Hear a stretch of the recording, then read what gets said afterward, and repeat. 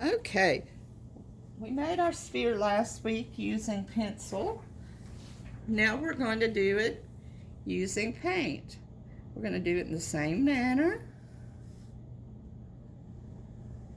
I'm going to start out by drawing a little circle.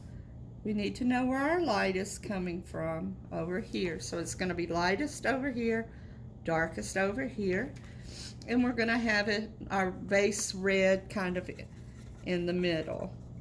Now, different people do their painting techniques different ways.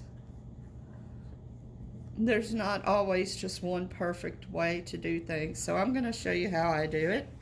Again, I'm going to start with some red here in the middle.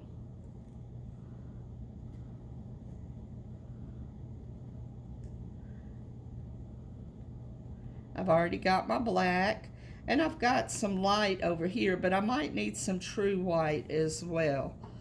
So I'm going to clean off my brush and get me some white. I'm going to not waste this paint I've already got mixed. I'm going to use it as I can. So what I'm going to do, do you remember when we made our value scale, we had our core shadow over here far away from the light.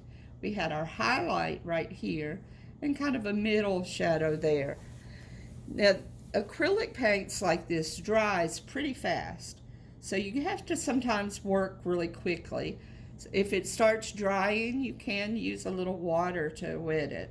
I'm going to start with my base color, and I'm going to start actually going over this entire side, even where I know my core shadow is going to be.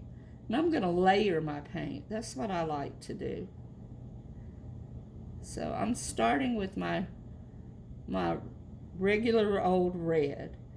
Now, as I get closer to where my highlight is, that's where I want to start making it lighter. So I've got this color here that I'd already mixed up, which is the red with a little bit of the white. And as I get closer to the highlight, I want more of that white. And if my paint is wet, it'll just blend together, and I can use my finger. And I like to use my finger to kind of finger paint. Just make sure you clean it off.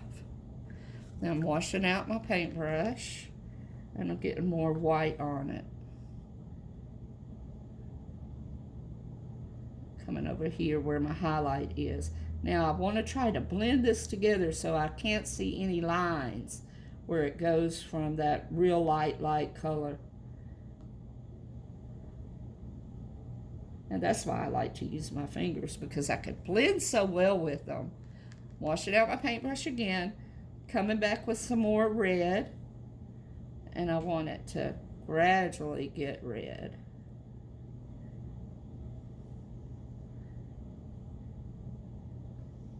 So am I through with that? It looks pretty gradual.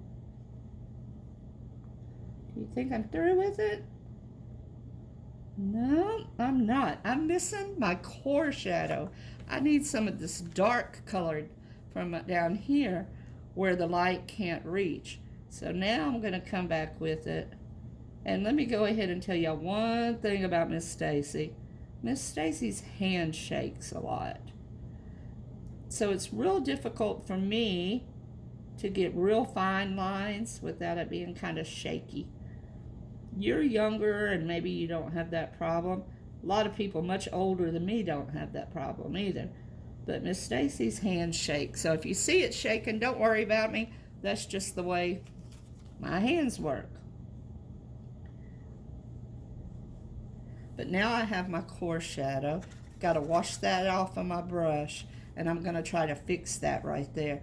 And instead of using my finger or more paint, I'm just going to have a clean brush with a little bit of water on it and kind of use that to blend it together a little bit too. And then come back with my finger. All right. Now this takes a lot of practice. The more you practice, the better you'll get at it. And if you're not rushing like Miss Stacy is, you'll be better at it. Again, I'm getting some water on my paintbrush. And trying to use that. Sometimes you see the way I just brace my arm. Sometimes that helps me not shake as much. You might have to do that too. It helps give you a little bit of control over your paintbrush. So what I'm doing now is I'm coming back with some more of these core shadows over here to make it darker.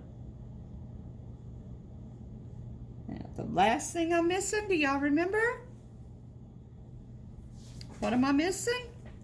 I'm missing my cast shadow. Remember, it's going to be darkest closer up to it.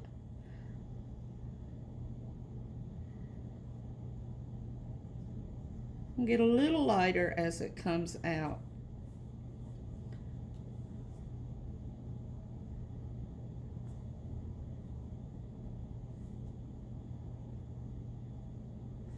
So now I have my sphere. You practice this, and then we'll come back together and make our cone.